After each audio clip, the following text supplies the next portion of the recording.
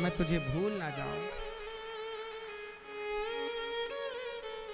और यदि मैं तुझे भूल गया तो ये सब सोने की दीवारें पाके करूंगा क्या? ये खाऊंगा दीवारें? ये सोने के महल का मैं क्या करूंगा? इसलिए प्रभु, कुछ भी हो मेरी मां, कुछ भी आए या कुछ भी जाए, पर हर हाल में भगवान को ना भुलाना। हे नाथ, मैं आपको कभी भूलू नहीं। भगवान है तो सब है, और भगवान नहीं कुछ भी नहीं। इसलिए धन वैभव भी तब टिकता है जब भगवान की कृपा हो, वरना धन आता तो है पर तुरंत चला भी जाता। कृपा नहीं थी तो आके चला गया। यदि टिका है तो समझ लो कि आप पर ईश्वर की कृपा है और आपको उस धन का सदुपयोग करना है। भगवान भरत जी कह रहे हैं, मां कौशल्या मां रो रही हैं। तभी आवाज आई, मां। कौशल्या मां को लगा कि राम आ गए वनवास से। अरे राम आ गया क्या? राम! ये सुनकर भरत जी रो पड़े कि हे भगवान, देखो मेरी माँ राम राम चिल्ला रही है। राम को तो मेरी माता ने वनवास भेज दिया। तब कहा भरत जी ने, माँ मैं राम नहीं, माँ मैं आपका बेटा भरत। अच्छा भरत आ गए, भरत। देखो कौशल्या माँ को पता है कि कैकेयी ने राम को वनवास भेजा, लेकिन वो कैकेयी के बेटे भरत के साथ राम की तरह लाड़ कर रही है। चाहती सामान्य स्त्री होती तो भरत के प्रति उसका व्यवहार बिल्कुल बदल चुका होता, लेकिन धन्य कौशल्या माँ भरत को गले, भरत बेटा। भरत जी बोले, माँ गौशाला में आग लगाने से जो पाप लगता हो वो पाप मुझे लगे माँ। कौशल्या माँ बोली, बेटा ऐसा क्यों कह रहा है? माँ जो पाप माता पिता और पुत्र के मारने से होता है, गौशाला और ब्राह्मणों के नगर जला देने से होता है, जो पाप स्त्री और बच्चे की हत्या करने से लगता है माता, वो पाप मुझ भरत को लग जाए। कौशल्या माँ ने मुंह पे हाथ रख दिया। भरत क्या कह रहा है? माता आपको लग रहा होगा ना कि मेरे कारण राम वनवास गए। माँ मैं कैसे बताऊं कि उस पापनी माता ने मुझे जन्म देते ही मार क्यों नहीं डाला। माँ मुझे इस बात का बड़ा कष्ट है कि मैं जन्म लेते ही मर क्यों नहीं गया। कौशल्या मैया बोली, बेटा भरत मुझे पता है कि तेरे मन में कुछ भी कपट नहीं है, पर बेटा ऐसी बात मत कर। अब देख जो होना था हो गया, पर तू ऐसी बात मत कर। कौशल्या माँ समझा रही है भरत जी को। गोद माँ कौशल्या की गोद में भरत जी का सिर है। माँ के आंसू भरत जी को गीला कर रहे हैं, सिर गीला कर रहे हैं। माँ कौशल्या रो रही हैं, समझा रही हैं कि बेटा तेरा कोई दोष नहीं है भरत, जो होनी थी वो हुआ, किसका दोष है ये बता। तभी वशिष्ठ जी आए, भरत जी को लेकर चले। भरत चलो पिता का अंतिम संस्कार करो। सरयू के तट पर गए। दशरथ जी की अर्थी सजाई गई, चिता सजाई गई और भरत जी ने पिता का अंत्येष्टि अंतिम संस्कार किया। मुखाग्नि दशरथ जी को भरत जी ने दी। पिंडदान किया, तर्पण किया, श्राद्ध किया, जो भी एक पुत्र का कर्तव्य है अपने पिता के लिए सब किया। सारे नगर को बुलाकर भोजन कराया, ब्राह्मणों को भोजन कराया, तेरहवीं हुई, सारी क्रियाएं हो गई।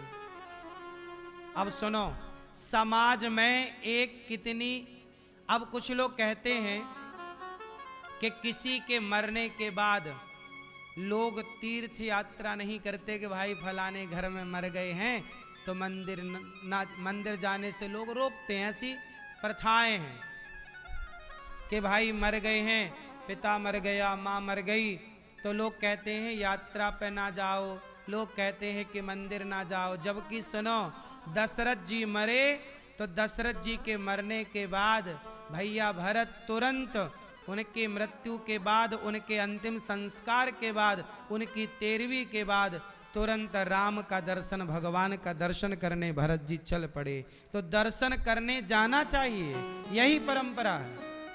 लेकिन अब उल्टा चला रहे हैं लोग, नहीं जाते, बोलते हैं मर गए हैं घर में। पिताजी माँ जी बोले 1 साल तक कहीं नहीं जाएंगे, 1 साल तक झूठ बोलने की मनाही नहीं करते कि 1 साल तक छल कपट नहीं करेंगे, इसकी कोई पाबंदी नहीं लगाते। मांस मदिरा का सेवन 1 साल तक नहीं करेंगे, इसकी पाबंदी नहीं। भगवान के दर्शन की पाबंदी करते हैं। कितनी अज्ञानता है। गलत काम नहीं छोड़ा कि मर गए हैं बाप तो गलत काम ना करें 1 साल तक, छल कपट ना करें, निंदा चुगली ना करें, नहीं, वो नहीं छूटेगा। मंदिर जाना छोड़ दिया बस। क्रोध न छोड़ा, लोभ न छोड़ा, राम भजन क्यों छोड़ दिया। क्या बताएं, सब उल्टी रीत चल रही है। कलयुग तो आज उल्टी गंगा बहा रहा है। माता पिता को बेटा ठोकर लगा रहा है।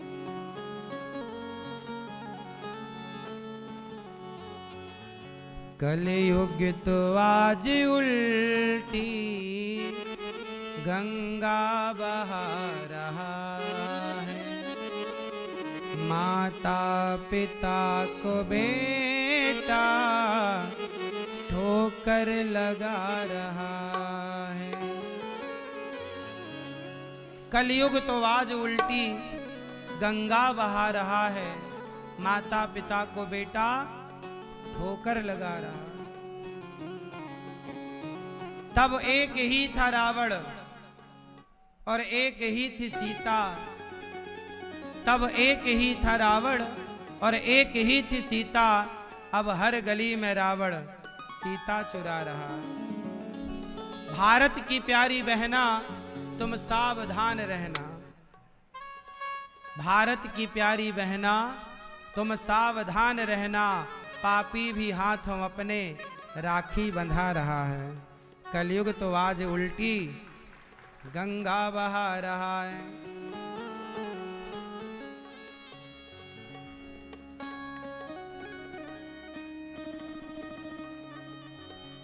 भरत जी चले सभा की ओर। सभा लगी। अब वशिष्ठ जी ने सारे नगरवासियों को बुलाया, भैया आओ, एक सभा लगी। दशरथ जी का अंतिम संस्कार हुआ। अब सबका वहां पर बैठने का स्थान निश्चित हुआ। सारी अयोध्या के मंत्री संतरी, प्रजा, सेना, महारानियां। अब तो कैकई मां को भरत जी ने देखना बंद कर दिया। कैकई का सारा घमंड टूट गया। अब कैकई भी सिर झुकाए बैठी हैं। अब कैकई को सारे लोगों ने जो ताना मारा, इस पापनी ने सब किया है, ये ऐसी पापनी, सब कह रहे हैं। देखो पति मरा तो रोई तक नहीं। अब कोई कैकई का मुंह देखना पसंद नहीं करता। सोचो, भारत जैसे भक्त की माता है कैकई। उस त्रेता के बाद द्वापर निकल गया, कलयुग चल रहा है। इन दोनों युगों में कोई भी आज तक अपनी बेटी का नाम किसी बाप ने कैकई नहीं रखा। तब से सोचो, कोई बाप अपनी बेटी का नाम कैकई रखता है? क्यों? कौशल्या नाम की स्त्रियां हजारों मिल जाएंगी, सुमित्रा नाम की स्त्रियां हजारों मिल जाएंगी, कैकई नाम की स्त्रियां ना मिलेंगी। क्यों? क्योंकि समाज ने कैकई का नाम लेना छोड़ दिया। जो राम का विरोधी है, लोग उसका नाम भी लेना पसंद नहीं करते, चाहे वो भरत जी की मां ही क्यों ना हो। भरत जी ने नाम लेना छोड़ दिया, मां कहना बंद कर दिया। अब वो कैकई भी आकर बैठी हैं। तीनों रानी आई तो कैकई भी आई। सभा लगी। ऐसे ही जैसे आप लोग बैठे हो, ऐसे ही पूरी अयोध्या की प्रजा इकट्ठी हुई, बच्चों से लेकर बूढ़े आए, सबकी आंखों में आंसू हैं। भरत जी को बिठाया और गुरु वशिष्ठ जी ने खड़े होकर कहा, हे अयोध्या वासियों, आज आप लोगों की उपस्थिति में मैं एक निर्णय लेने जा रहा हूं। सुनो, महाराज की आज्ञा थी कि राम वनवास जाएं, तो राम वनवास चले गए। राम के एक, दशरथ जी के एक बेटे ने, महाराज के एक पुत्र ने पिता की आज्ञा का, माता की आज्ञा का पालन किया और राम 14 वर्ष के लिए वनवास चले गए। हे अयोध्या वालों, हे नगरवासियों, आप लोग बताओ कि महाराज ने दूसरा वचन क्या दिया था? कैकेयी ने दूसरा वचन क्या मांगा था? नगरवासियों ने कहा कि भरत को राजा बनाइए। तो गुरु वशिष्ठ जी ने कहा, हे अवध के वासियों, भरत राजा बने, क्या इसमें आप लोगों को कोई आपत्ति है, कोई दिक्कत है? सबने हाथ उठाकर भरत जी का समर्थन किया, क्योंकि अब नगरवासी करते क्या, जब महाराज की ही आज्ञा है और राम भैया मानकर वनवास चले गए, तो सारे लोगों ने कहा, गुरु वशिष्ठ जी ने कहा कि महाराज की अंतिम इच्छा है कि भरत राजा बने। इसलिए भैया भरत, ये सारी जनता कह रही है कि तुम राजा बन जाओ, हम कह रहे हैं, सारे मंत्री कह रहे हैं, सारा समाज आपके पक्ष में है, आप राजा बनो। आपकी माता भी यही चाहती थी। कौशल्या मैया से पूछा गया, माँ आपका मत क्या है? कौशल्या मैया बोली, मेरा तो मत है कि मेरा बेटा भरत ही राजा बने। अब सोचो, ये बात कौशल्या माँ से पूछी जाए तो कौशल्या माँ को कोई दिक्कत नहीं है। कौशल्या माँ ही माँ है। जैसे माँ कहा जाता है माँ, उस माँ शब्द का जो सार्थक स्वरूप है, सार्थक माँ शब्द की जो माँ शब्द की परिभाषा है, जो माँ शब्द की परिभाषा है, वह सार्थक परिभाषा केवल कौशल्या माँ। यदि आपको माँ शब्द की परिभाषा जाननी है तो कौशल्या माँ को याद कर लो, वही कौशल्या माँ शब्द की सार्थक परिभाषा है। परिभाषा शब्दों में क्या कहें, कौशल्या माँ चलती फिरती परिभाषा है। कह रही हैं कि राम को वनवास हुआ, भरत को राजा बनाओ, कोई विरोध नहीं। सोचो, राम का विरोध करने वाले 2 लोग थे अयोध्या में, कैकेयी और मंथरा, लेकिन भरत जी का विरोध तो किसी ने नहीं किया। भरत जी का रास्ता साफ है। भरत जी आप राजा बने, कल की तारीख आप राजा। जब गुरु वशिष्ठ जी ने डिक्लेयर कर दिया कि अब भरत राजा बनेंगे, कौशल्या माँ का, कैकेयी माँ का और सुमित्रा माँ का भी पक्ष ले लिया, सारे मंत्रियों का, प्रजा का साथ कोई विरोध नहीं करने वाला। गुरु वशिष्ठ जी ने कहा, भरत कल आपको राजा बनाया जाएगा। हे सेनापतियों, जाओ सातों समुद्रों का जल लाओ, सारी नदियों का जल लाओ और तैयारी में लगो। भरत जी ने कहा, गुरुजी रुकिए, एक बार मेरा पक्ष भी तो सुन लीजिए। जनता ने अपना निर्णय दे दिया, माता ने अपना निर्णय दे दिया, गुरु जी ने अपना निर्णय दे दिया, एक बार मेरा भी तो पक्ष सुन लीजिए। हाँ भरत, आपको क्या कहना है? तब भरत जी बोले, अब सुनो, अब पूरा खेल भरत जी के हाथ में। भरत जी बोले कि गुरुजी आपने कह दिया कि मैं राजा बनूं। सुनो, हे अयोध्या के नगरवासियों, ध्यान से सुनो, यदि भरत राजा बना तो ये पृथ्वी डूब जाएगी, रसातल में चली जाएगी, प्रलय हो जाएगा, प्रलय। यदि भरत राजा बना तो गुरु वशिष्ठ जी ने कहा, भरत कैसी बात कर रहे हो? तुम राजा बन जाओगे तो ये पृथ्वी कैसे डूब जाएगी? इस धरती पर बड़े बड़े पापी राजा भये, हिरण्याक्ष, हिरण्यकश्यपु, रावण, कुंभकर्ण जैसे लोग इस धरती पर हैं। उनके पाप से तो पृथ्वी डूबी नहीं, फिर तुम जैसा राजा, तुम जैसा भक्त, तुम जैसा योग्य व्यक्ति राजा बनेगा तो पृथ्वी रसातल में क्यों जाएगी। तब यहां पर भरत जी ने जो बात कही वो आपको सुनना चाहिए। भरत जी ने कहा, गुरु जी ये बताओ, अब यहां पर एक छोटा सा मैं आपको एक दृष्टांत देता हूं समझाने के लिए, उदाहरण सुनो। भरत जी क्या कहना चाहते हैं, उनके कहने का मतलब क्या है, वो मतलब समझाने के लिए एक छोटी सी कहानी मैं आपको सुनाता हूं। एक धोबी था, वो जंगल गया अपने गधे को चराने, तो वहां पर ना एक छोटा सा पत्थर का टुकड़ा मिला, बड़ा चमकीला। धोबी ने उस पत्थर को गधे के गले में टांग दिया। रोज गधे को नहवाए धोबी तो उसी पत्थर से उसको साबुन लगाकर घिसता। एक दिन क्या हुआ कि वहां से कोई जौहरी गुजरा, तो जौहरी ने देखा कि गधे के गले में तो बेश कीमती हीरा पड़ा है, पर वो हीरा पड़ा कहां है, गधे के गले में। जौहरी ठहरा, रुक कर देखा तो धोबी आया, गधे को साबुन लगाया और उसी हीरे से घिस रहा है गधे को। जौहरी ने कहा कि यदि मैं कह दूंगा कि ये हीरा है तो धोबी इसकी कीमत बढ़ाएगा। तो जौहरी ने चतुराई से कहा, भैया धोबी ये पत्थर का टुकड़ा क्या हमें दे दोगे। धोबी बोला, ले लो, 5 रुपए दूंगा। धोबी बोला, भैया पत्थर के 5 रुपए क्यों दे रहे हो।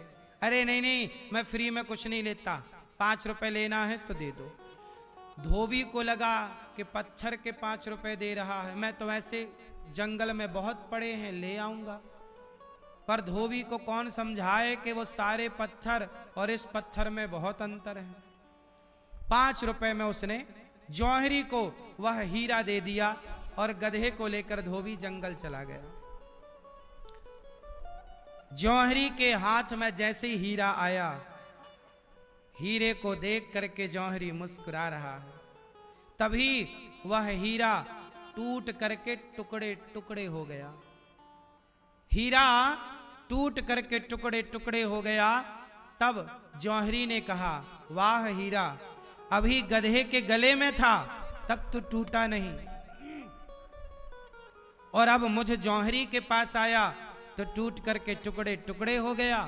तब उस टूटे हुए हीरे से आवाज आई कि या जौहरी, उस धोबी को, उस गधे को तो पता ही नहीं था कि मेरी कीमत क्या है, पर तुझे तो पता था ना कि मेरी कीमत करोड़ों की है। लेकिन तू जानता था कि मेरी कीमत करोड़ों की है, फिर भी तूने मेरी कीमत केवल 5 रुपए लगाई। तो अज्ञानी, तो बेचारा धोबी जानता ही नहीं था। जो जानता नहीं था मैं उसके पास खुश था, गधा के गले में मैं खुश था, क्योंकि वो तो मेरी कीमत जानता ही नहीं था। पर तुम जैसे जानकार लोग भी जब मेरी कीमत 5 रुपए लगाएंगे तब तो मैं टूट कर टुकड़े टुकड़े हो जाऊंगा ना।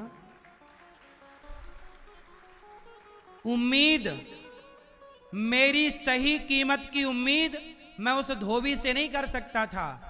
मेरी पहचान तुम कर सकते थे, मेरी कीमत तुम्हें पता है, उस धोबी को पता नहीं है। उसी तरह भरत जी कहते हैं कि गुरुजी मैं राजा बन गया तो पृथ्वी डूब जाएगी। वशिष्ठ जी ने कहा पापी रावण के पाप से पृथ्वी ना डूबी, हिरण्याक्ष हिरण्यकश्यपु जैसे पापियों के पाप से पृथ्वी ना डूबी, तो भरत तुम जैसे धर्मात्माओं के बल से पृथ्वी कैसे डूब जाएगी।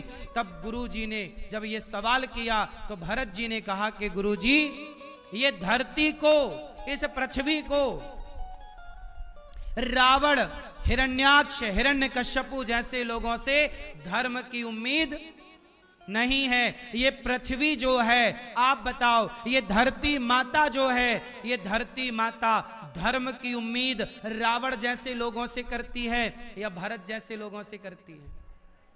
बताओ, ये धरती धर्म की उम्मीद रावण जैसों से करेगी कि राम जैसों से करेगी?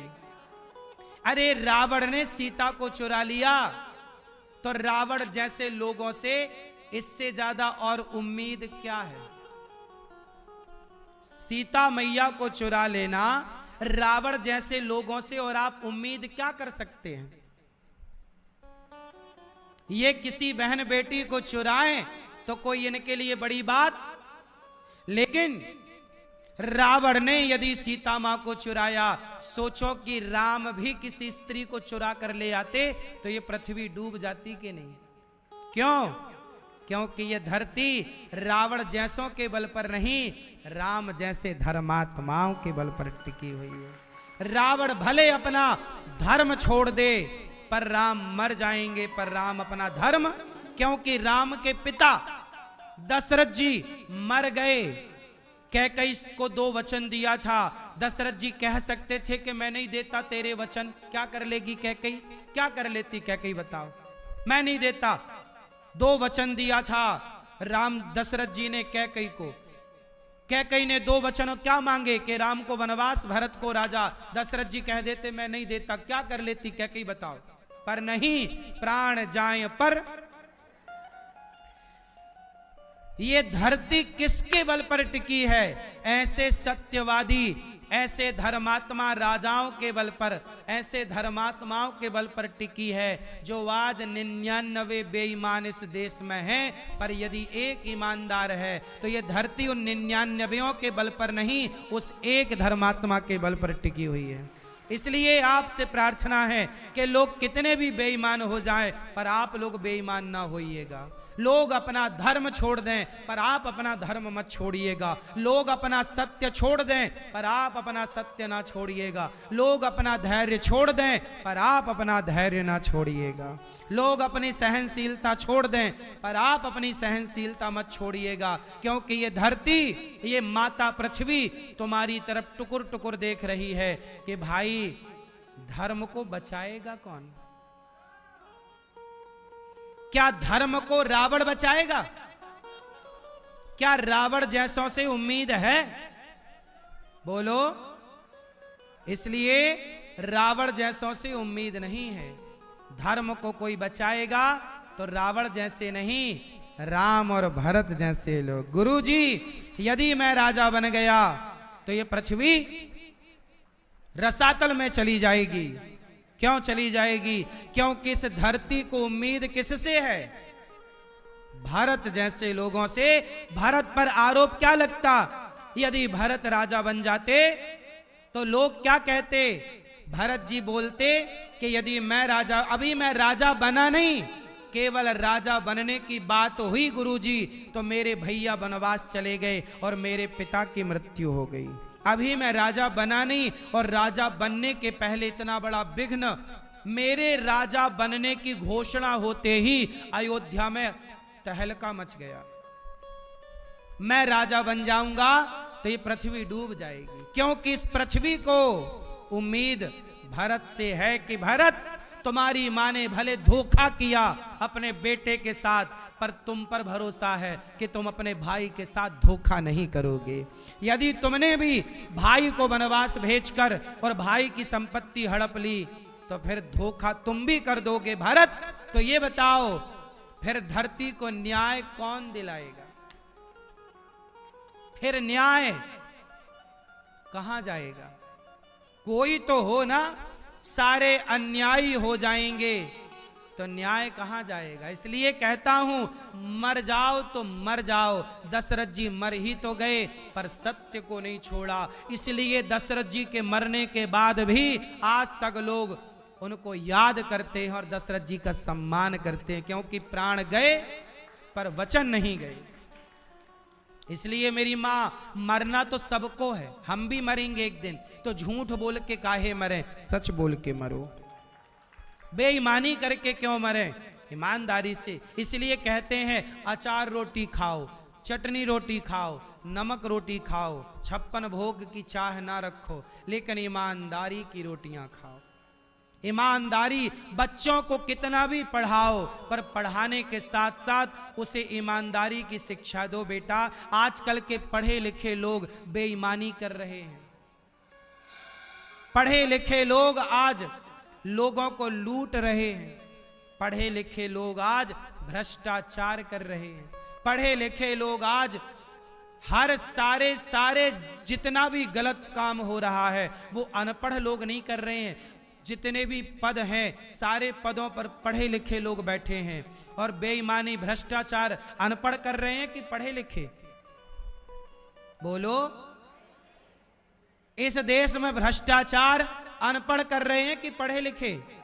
फिर सारे अधिकांश पढ़े लिखे लोग भ्रष्टाचार ही कर रहे हैं, गलत ही कर रहे हैं। जब पढ़े लिखे लोग ऐसे हैं तो उम्मीद किससे की जाएगी? इसलिए ऐसी पढ़ाई थोड़ा पढ़ाओ बच्चों को, जो पढ़ाई आपके बच्चों को बेईमान नहीं ईमानदार बनाती हो। ईमानदार। अब देखो ना,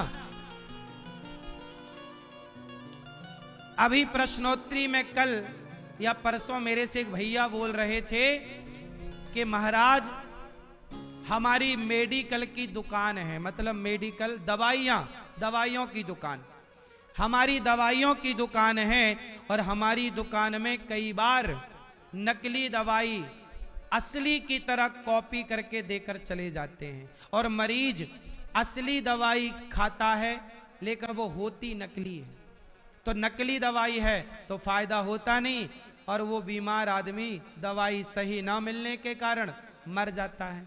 अब सोचिए कि जो दवाइयां आप खा रहे हैं वो असली है कि नकली है, ये वेरीफाई करने वाला इस देश में कोई नहीं है। पहली बात तो ये उसने बताया कि सरकारें पकड़ती भी हैं नकली कंपनियों को, पर पकड़ के करोड़ 2 करोड़ लेके 10 करोड़ लेके खत्म।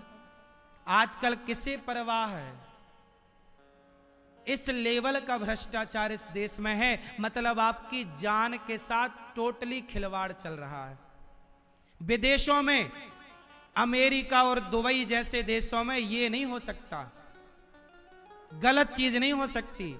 यहां तो हमारे हॉस्पिटल मुर्दे को भी भर्ती कर लेते हैं। आप मुर्दे को ले जाओ, वेंटिलेटर पे लेटा देंगे, वो फीस आने दो बस। कोई मतलब नहीं आपकी भावनाओं के साथ, कोई मतलब नहीं कि वो जिंदा है कि मरा, बस पैसे से मतलब है। अंधा नहीं हो गया आज का इंसान। ये धरती किस पर टिकी है? उन लोगों पर जो मुर्दे को भी भर्ती कर रहे हैं। ना मेरी माँ, अपने बच्चों को ऐसा डॉक्टर बनाओ, इतना अच्छा पढ़ाओ कि वो इलाज करके लोगों को ठीक करे, जो इंसानियत को बचाने की कोशिश करे।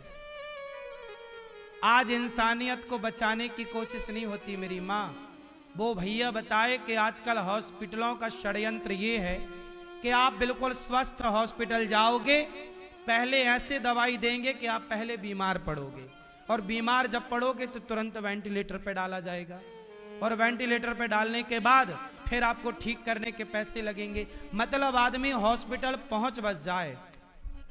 कोरोना में जो लोग हॉस्पिटल गए वो ज्यादा मरे,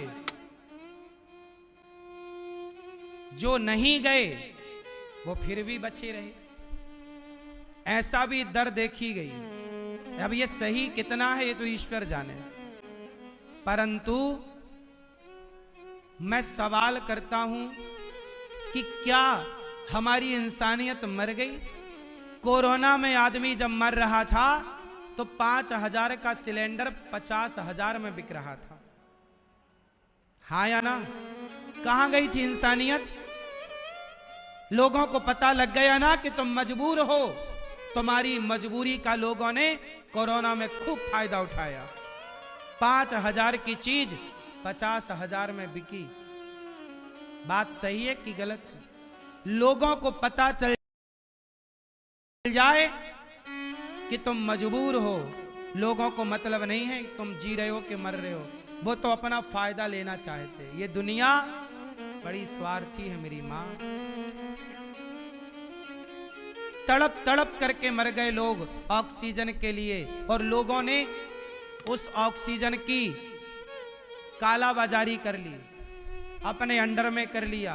कुछ इंजेक्शन ऐसे थे जिनको लगाने से कोरोना कमजोर पड़ जाता था, वो इंजेक्शन रातों रात ब्लैक हो गए, मतलब कई गुना रेट उनके बढ़ गए। जो 500 का इंजेक्शन था वो 20-20 हजार का बिका। लोगों को पता बस चल जाए कि आपकी मजबूरी है, उसका पूरा फायदा लोग उठाते हैं। मैं आपसे इतनी ही प्रार्थना करता हूं कि आप लोग अपने बच्चों को ऐसा बनाओ। कोरोना जब था ना, तब गौरी गोपाल में हम लोग सड़क में खड़े होकर यहाँ मास्क लगा करके, हाथों में ग्लव्स पहन करके, हम यहाँ पर संतों को, जो रिक्शे वाले हैं, मजदूरी करने वाले, गरीब, सबको हम भोजन बांटते थे। यहाँ लोग कहते, आपको क्या लगता है कोरोना हमें नहीं हुआ होगा? बिल्कुल हुआ। बिल्कुल कोरोना चरम सीमा पर था, तब हम लोग अन्य क्षेत्र बांटते थे, क्योंकि सिचुएशन ऐसी थी कि यहां पर यह स्थिति थी कि या तो भूख से मरो या कोरोना से मरो, मरना दोनों तरफ से था। तब ये जो आप टीवी पर चित्र देख रहे हैं, ये कोरोना काल का है। टीवी पे देखिए चित्र, ये कोरोना के समय अन्य क्षेत्र चलता था। उचित दूरी बनाकर संत लोग जो फुटपाथ पर सोते थे, उन संतों को, वो संत कहां जाते जब यहां या तो शर्त थी या भूख से मरो या तो कोरोना से मरो। तब हमने संतों की सेवा के लिए जो बन पड़ा, उस समय खूब सेवा की, दिन रात भोजन बांटा, और भोजन बांटा। लोगों ने कहा कि आपको कोरोना हो जाएगा, हमने कहा हो जाएगा तो होगा, मरेंगे और क्या होगा, अरे मरना तो है ही, हम क्यों ना किसी के मरते में उसकी जान बचाने का, रोटी देकर जान बचाने का, पानी देकर जान बचाने का, डॉक्टर दवाई देकर जान बचाने की कोशिश कर रहे थे, तो हम भी रोटी देकर के जान बचाने की कोशिश करें। अपने अपने स्तर से सब कार्य करें। इसलिए अपने बेटे को डॉक्टर बनाओ, पर ईमानदार बनाओ। जमाना बेईमान होए तो होए, आप ना हो। अपने बेटे को लॉयर बनाओ, ईमानदार बनाओ, एडवोकेट बनाओ, बच्चों को जो बनाना, इंजीनियर बनाओ, बच्चों को IAS IPS बनाओ, जो बनाना सब बनाओ, ईमानदार बनाओ। बेटा तुम मर जाना, पर अपने धर्म को, अपने सत्य को, अपने वचन को ना छोड़ना। काश हमारे देश का हर व्यक्ति ईमानदार होता, तो आज हमारा देश भ्रष्टाचार की आग में, बेईमानी की आग में जल ना रहा होता। बताओ हमारे देश में भ्रष्टाचार है या नहीं? कम है कि ज्यादा है? ज्यादा है कि बहुत ज्यादा है? हर क्षेत्र में भ्रष्टाचार है। क्यों है? अनपढ़ लोगों से है कि पढ़े लिखे लोगों से? फिर इसलिए कहता हूं, मुझे उत्तर दो, ये लोग जो बेईमानी करके पैसा कमा रहे हैं, ये पैसा कमा के बांध कर ले जाएंगे? फिर कौन ले गया? इसलिए कहता हूं, भरत जी ने कहा कि मुझे अयोध्या का राजा नहीं बनना, मुझे धन्ना सेठ नहीं बनना, मैं बेईमानी करके अमीर नहीं होना चाहता, मैं ईमानदार रहकर गरीब होकर के ही जीना चाहता हूं। मैं रहूंगा ईमानदार। ईमानदारी से यदि मैं अमीर बनता हूं तो बनने में कोई दिक्कत नहीं। ईमानदारी से अमीर बनो, कोई दिक्कत नहीं। और एक बात बताऊं आपको, ईमानदारी से भी अमीर बना जा सकता है। बना जा सकता है कि नहीं? कि अमीर बनने के लिए केवल बेईमानी जरूरी है? उत्तर दो। ईमानदारी से अमीर बना जा सकता है कि नहीं? उत्तर दो, बोलो। तो बनो। अमीर बनना है, बहुत जरूरी है धन होना, पैसे कमाना बहुत जरूरी है। गरीबी से ऊपर निकलो, हमें गरीब नहीं रहना है, हमें गरीबी के दायरे से ऊपर चलना है। हमें गरीब बहुत रह लिया ये देश गरीब, अब गरीबी में नहीं जीना, अमीर बनो।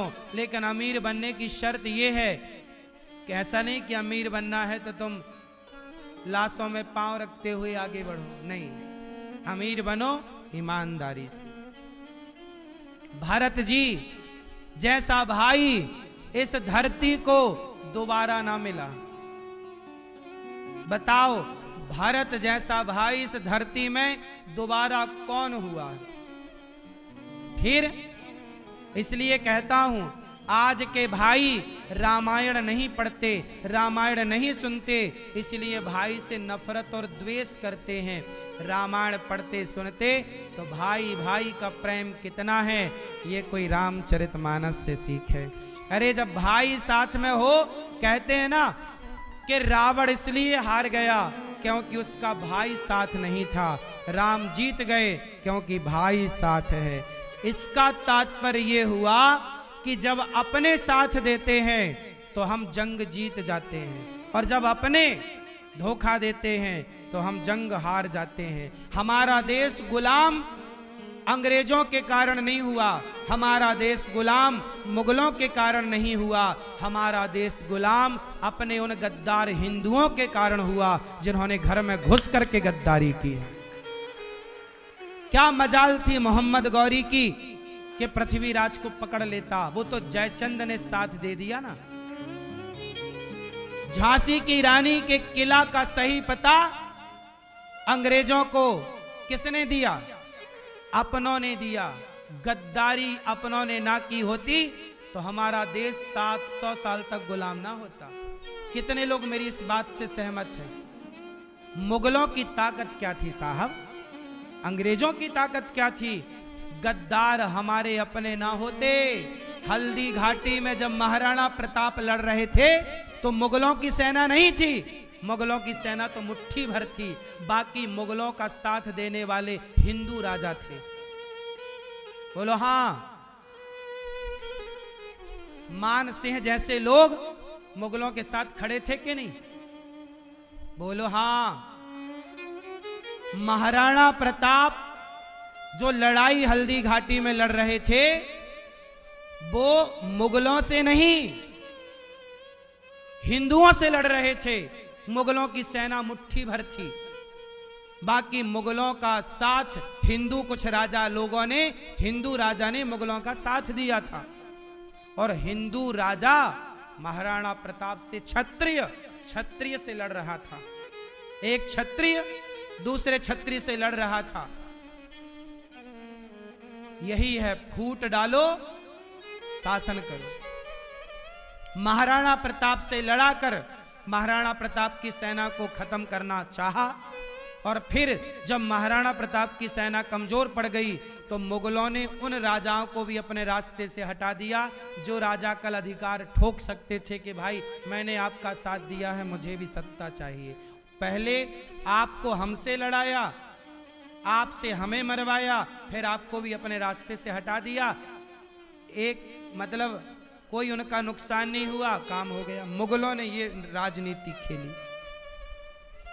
क्या बताएं, हम ईमानदार होते, अपने धरती के प्रति वफादार होते तो हमारे देश में ये संकट ना होता गुलामी का।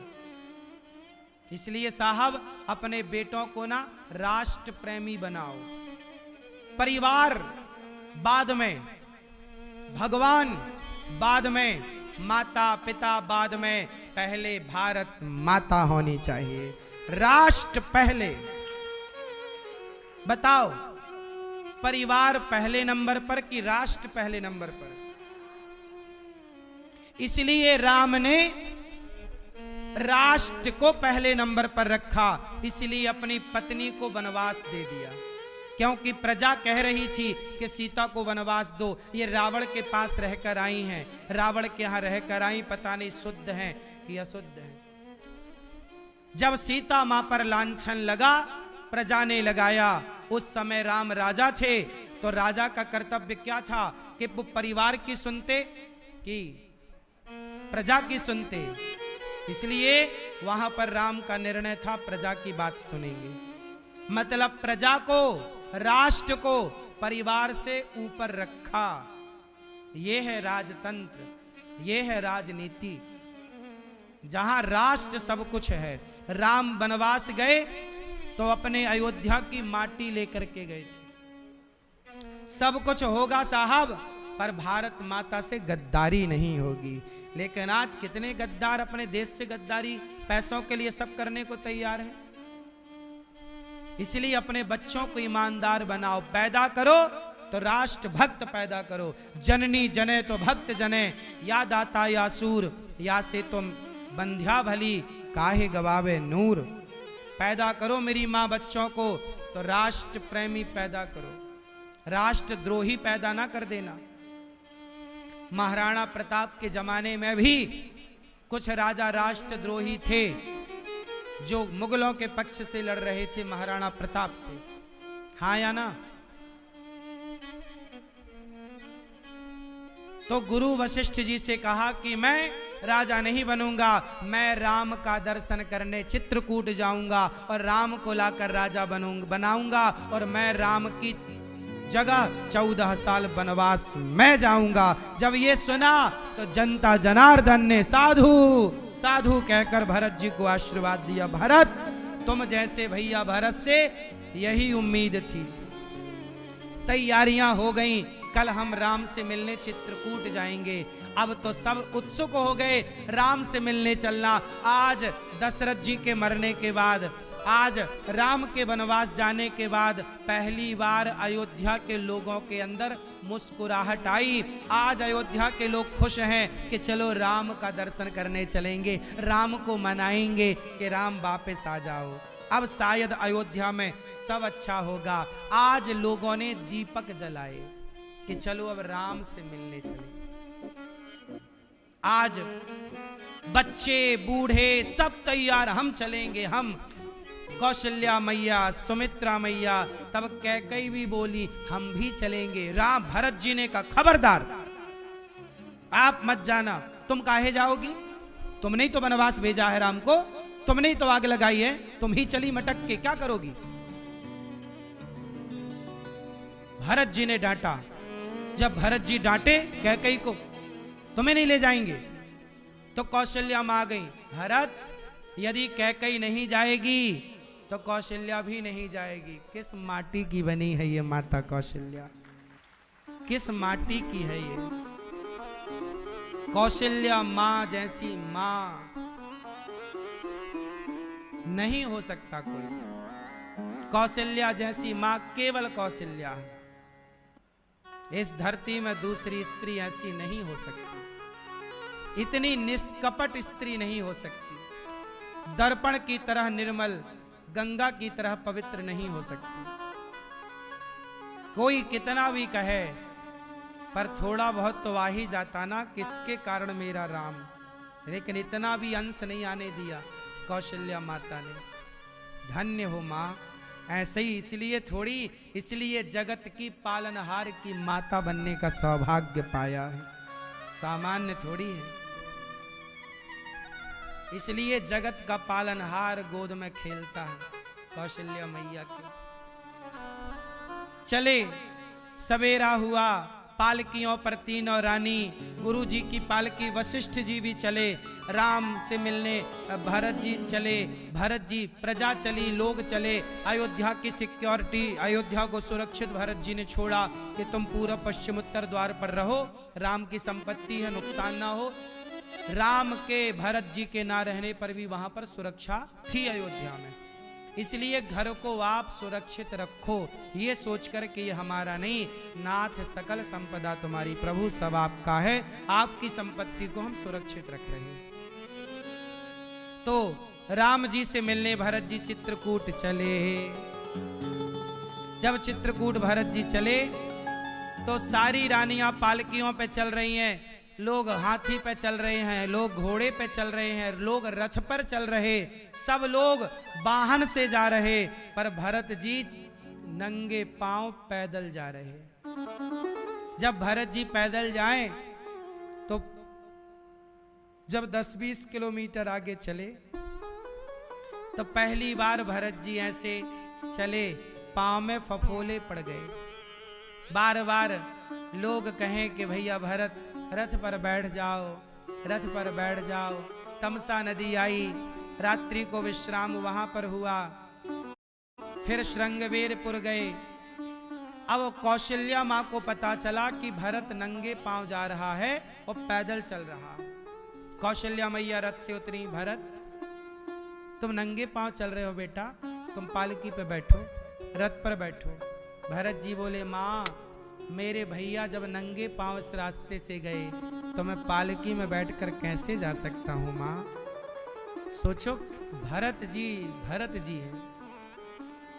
भरत जी नंगे पांव चले, निषाद राज श्रृंगवेरपुर पहुंचे। और जब निषाद राज आए तो निषाद राज तो लगा कि भरत, निषाद राज जी को लगा कि भरत तो राम को मारने जा रहे हैं। लगता है कि ये राम को वहीं मार करके अयोध्या के राजा बनना चाहते हैं। तभी कोई बूढ़ा मंत्री बोला, नहीं, एक बार मिल लेना चाहिए। जब भरत जी से मिले और भरत जी को बताया सुमंत्र जी ने कि भगवान राम रात को इस पेड़ के नीचे निषाद के यहाँ रुके। जैसे ही निषाद का नाम सुना कि राम जी ने निषाद के यहाँ रुके, राम ने निषाद को गले लगाया। भरत जी दौड़ गए और निषाद राज के गले लग गए। निषाद, लोगों ने कहा, भरत जी वो किसके गले आप लग रहे हैं? वो अछूत है। तब भरत जी ने कहा, जिसे राम ने छू लिया, जिसे राम ने गले लगा लिया, अब वो अछूत कैसे हो सकता है। भरत जी ने निषाद राज को गले लगाया और जहां पर राम रात को सोए, निषाद राज ने वो जगह दिखाई और वो जगह को सुरक्षित रखा। घास कैसी थी, उस घास का दर्शन कराया। इस घास पर राम जी सोए थे। सीता मैया जी ने जो साड़ी पहनी थी, उस साड़ी में कुछ घुंघरू लगे रहे होंगे, छोटे छोटे घुंघरू साड़ियों में किनारे। तो वो घुंघरू ना कुछ टूट के गिरे थे। वो घुंघरू उठा करके राम भरत जी देख रहे हैं, ये मेरी माता के साड़ी के ये घुंघरू हैं। मेरी माता ने यहाँ रात्रि विश्राम की, ये घास के बिछौने में, ये पेड़ की छांव में। भरत जी रोए, माता कैकेयी तुमने कितना बड़ा पाप कर दिया, कितना बड़ा अपराध कर दिया। पग पग पर, पल पल पर भरत जी केवल रोते हैं, केवल आंसू बहाते हैं। ना कुछ खाते हैं, ना कुछ पीते हैं, बस राम राम कहते भरत जी चलते जाते हैं। चलते चलते भरत जी अब चलते चलते प्रयागराज पहुंचे। प्रयागराज जी में, प्रयाग में स्नान किया, तीर्थराज प्रयाग में। और प्रयागराज ने दर्शन दिया भरत जी को, पुत्र भरत कुछ मांग लो।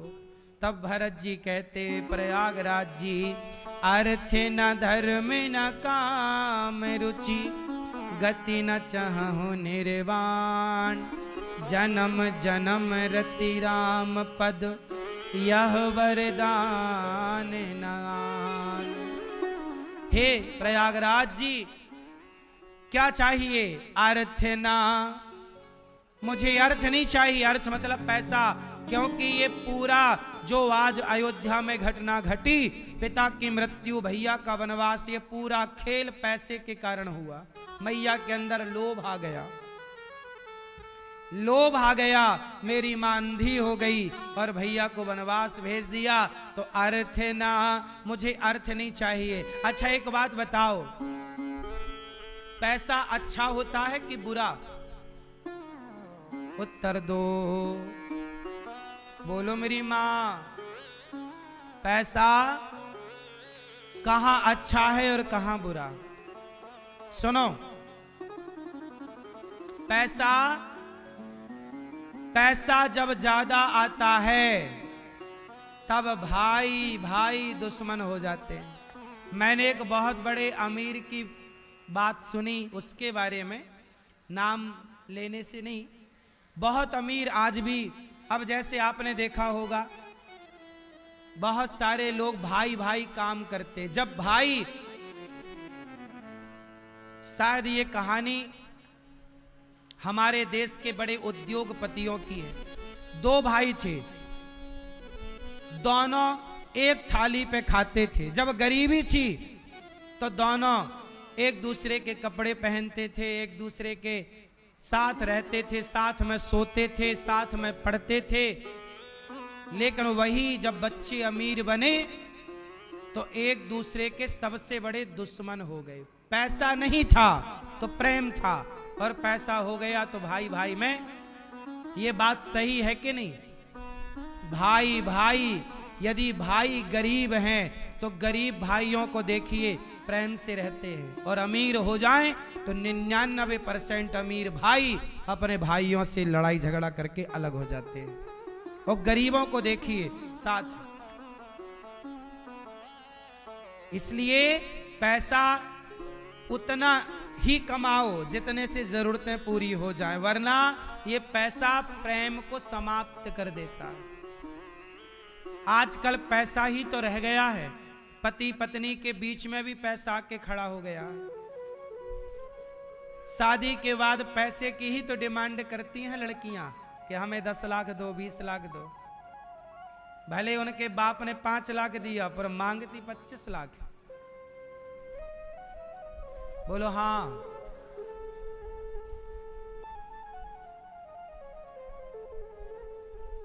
पैसा सबको चाहिए। रिश्ता जोड़ने का भी पैसा है आजकल, और रिश्ता तोड़ने का भी पैसा है। जोड़ने का पैसा कम है, तोड़ने का पैसा। हाँ, आजकल पैसे से रिश्ते टूट रहे हैं कि 25 लाख दोगे तो ही हम रिश्ता तोड़ेंगे, तलाक देंगे, नहीं तो नहीं देंगे। बोलो हाँ। आजकल पैसा दे दो तो तलाक भी मिल जाता है, पैसा ना दो तो लटके हैं, तलाक हो ही नहीं रहा। बोलो हाँ। रिश्ता जोड़ने गए थे तो 2 लाख में जुड़ गया था, तोड़ने गए तो 25 लाख।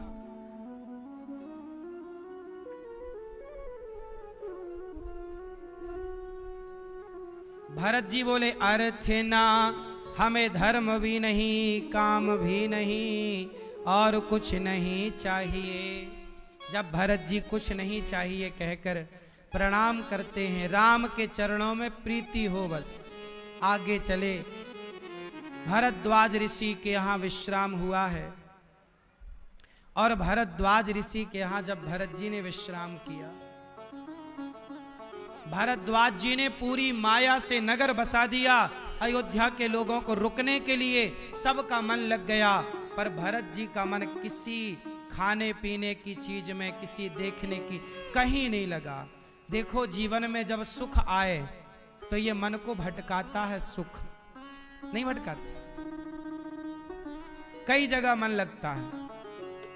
इसलिए भरत जी के पास सब कुछ आया, अप्सराएं, दौलत पर कहीं मन नहीं लगा, मन केवल राम राम। जिसका मन प्रभु के अतिरिक्त कहीं ना लगे, माया भी उसका कुछ नहीं बिगाड़ सकती। माया तब हावी होती है जब माधव को आप छोड़ देते। भगवान को जरा विसारा कि माया हावी हो जाएगी, चढ़ जाएगी खोपड़ी पे, नचाएगी। इसलिए अहरनिश केवल भगवान का नाम श्रीमन्नारायण श्रीमन्नारायण, सीताराम सीताराम। आगे भरत जी प्रेम पूर्वक संतों का दर्शन करते हुए राम जी का इंतजार है, चल पड़े आगे।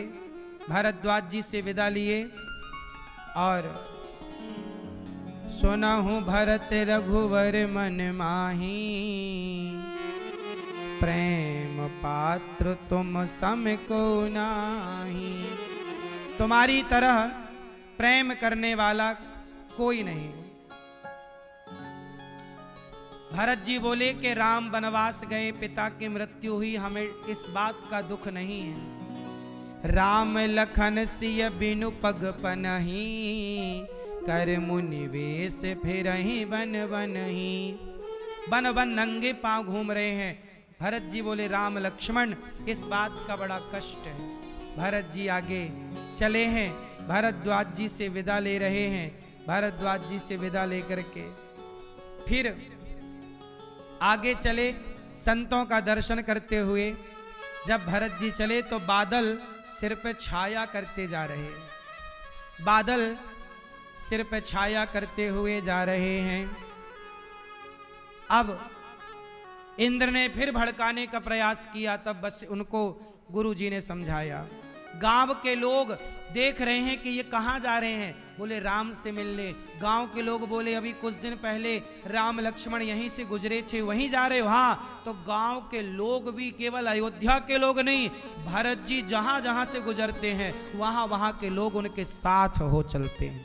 सारे लोग जा रहे हैं राम जी का दर्शन करने के लिए। गांव के लोग साथ में हो गए, जंगल के लोग साथ में हो गए, केवट साथ में हो गए, निषाद राज साथ में हो गए। तभी सीता मैया ने सपने में देखा कि भरत आए हैं। राम को सुनाया, राम जी को लगा सीता आप ठीक कह रही हो, मेरा भरत शायद आ रहा हो। तभी लक्ष्मण जी का क्रोध, लक्ष्मण जी दौड़े दौड़े आए, भैया भैया मैं पेड़ पर लकड़ी तोड़ने गया, चढ़ा था तो वहां मैंने देखा कि सफोला आ रहा, सफोला। राम जी बोले सफोला कौन आ गया? अरे वो नागिन का नाग। लक्ष्मण जी की बात है तो लक्ष्मण जी की है। लक्ष्मण जी बोले वो आया है, वो आ रहा है, धनुष मैं अभी चढ़ाता हूं बाण। धनुष निकाल लिया लक्ष्मण जी ने बाण, आपको मारने आ रहा है भरत। उसको लग रहा होगा कि 14 साल बाद तो राम आ जाएंगे तो राज्य लौटाना पड़ेगा, इसलिए वो आपको मारने आ रहा है भरत। अब लक्ष्मण जी का क्रोध, अभी मैं मार दूंगा। भाभी आप अंदर जाओ, भैया आप अंदर बैठो, मैं खड़ा हूं। राम जी बोले नहीं बेट भैया लक्ष्मण, अपना भरत ऐसा नहीं है, वो आ रहा है तो जरूर मिलने आ रहा होगा। नहीं, उसकी मां को देखा आपने, नागिन कैसे डस लिया पूरे अयोध्या को, उसका नागिन का बेटा भी तो वैसी होगा। नहीं नहीं, लक्ष्मण जी तो क्रोध में तमतमा रहे हैं। मैं देखता हूं कि भरत को आज मैं उसकी नानी याद दिला दूंगा, आज मैं बाण मारूंगा, मार दूंगा। तब आकाशवाणी हुई, भरत लक्ष्मण जैसा आप सोच रहे हैं ऐसा बिल्कुल नहीं है, ऐसा नहीं है। भरत का भाव वो नहीं है जो आप समझ रहे हैं। तब लक्ष्मण जी शांत हुए। तब तक मंदाकिनी में स्नान भरत जी ने किया और बिल्कुल राम जी की कुटिया के करीब ही आ गए भरत जी। और तभी कुटिया सामने नजर आई, भरत जी के पांव रुक नहीं रहे, बढ़े जा रहे हैं। अब राम मिलेंगे, अब राम की कुटिया, अब राम का दर्शन होगा। क्या होगा जब राम के पांव को देखूंगा, उनके पांव में छाले कांटे चुभे होंगे। राम को देखा सामने, राम जी खड़े हैं कुटिया, घास की कुटिया के सामने। भरत जी गए दौड़कर राम जी के आगे खड़े हो गए और ऐसे खड़े खड़े, जैसे डंडा छोड़ दो तो धड़ाम से गिर जाता, ऐसे खड़े खड़े भरत जी धड़ाम से गिर गए। भरत जी राम के चरणों में गिर पड़े और पाही नाथ कहीं पाही गोसाई, भूतल परयूं लकुट की नाई, बचन सपेम लखन पहचाने, करत प्रणाम भरत जी जाने। अब तो भरत जी जब चरणों में गिरे तो राम जी ने भरत की तरफ नहीं देखा, राम जी ने लक्ष्मण की तरफ देखा कि देखो लक्ष्मण, तुम कह रहे थे ना कि भरत के मन में कपट है, देखो कैसे सच्चे भाव से चरणों में गिरा है। लक्ष्मण जब तक तुम नहीं कहोगे ना मैं भरत को उठाऊंगा नहीं। तब राम प्रेम में डूब गए भरत के। तब लक्ष्मण जी ने कहा भैया वो भरत जी पांव में पड़े हैं। तब राम जी ने भरत जी को उठाकर अपने हृदय से लगाया, लक्ष्मण जी के कहने से, क्योंकि लक्ष्मण जी को संदेह था ना भरत जी पर राम को संदेह नहीं था। राम को भरत जी जानते हैं।